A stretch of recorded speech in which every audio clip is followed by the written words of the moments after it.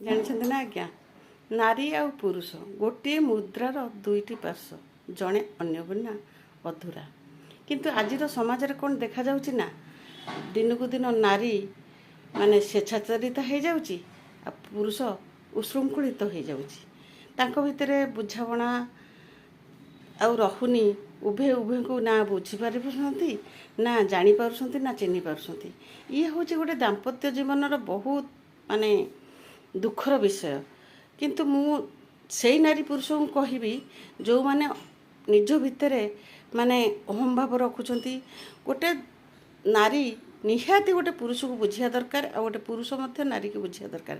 ଗୋଟେ ପୁରୁଷ ଯଦି ତାର କର୍ମକ୍ଷେତ୍ରରୁ ଯାଉଛି, ଫେରିକି ଆସୁଛି, ଗୋଟେ ନାରୀ ସାଙ୍ଗେ ସାଙ୍ଗେ ଏସା ନାହିଁ ତେସା ନାହିଁ, ଘରର ଅମୁକ ନାହିଁ ସମକ ନାହିଁ, ମୁଁ ଅମୁକ ଆଙ୍କ ଘରେ ଏଇଆ କଲେ, ତାଙ୍କ ଘରେ ସେ କଲେ, ସେ ବୁଲିବାକୁ ଗଲେ, ଇଏ ଭଲ ଖାଇଲେ, ମୋତେ କିଛି ଦେଉନ। ଗୋଟେ ପୁରୁଷ ସେଠି କ'ଣ କରିବ?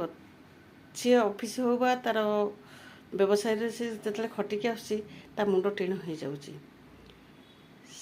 ତେଣୁକରି ସେ ରାଗିବା ତ ସ୍ୱାଭାବିକ। ସେମିତି ନାରୀଟିଏ ଏ ଖରା ଗରମରେ ନା ଆଜ୍ଞା, କେତେ କଷ୍ଟରେ ସିଏ ରୋଷେଇ କରୁଛି ସିଏ ହିଁ ଜାଣୁଛି। ସିଏ ଯେତେବେଳେ ରୋଷେଇ କରୁଛି, ସବୁବେଳେ ନିଆଁ ପାଣି କଥା ତ ଠିକ୍ ନାହିଁ, କେତେବେଳେ ଭଲ ହେଉଛି, କେତେବେଳେ ମନ୍ଦ ହେଉଛି, ଖରାପ ହେଉଛି। ସେ ପୁରୁଷଟି ହେ ଅଲଣା ହେଲା, ହେ ସିଝିଲାନି, ସେ ଅମୁକ ହେଲା ସମୁକ ହେଲା, କେବେ ସିଏ ବି ତାକୁ ବୁଝିପାରୁନି।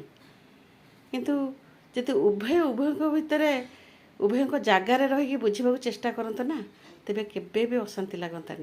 ମୁଁ ସେଇ ପୁରୁଷ ଆଉ ସ୍ତ୍ରୀମାନଙ୍କୁ କହୁଛି, ଉଭୟଙ୍କୁ ବୁଝ, ଜାଣ, ଆଉ ନିଜ ଉଭୟଙ୍କ ଜାଗାରେ ରହି ମାନେ ବୁଝିବାକୁ ଚେଷ୍ଟା କର।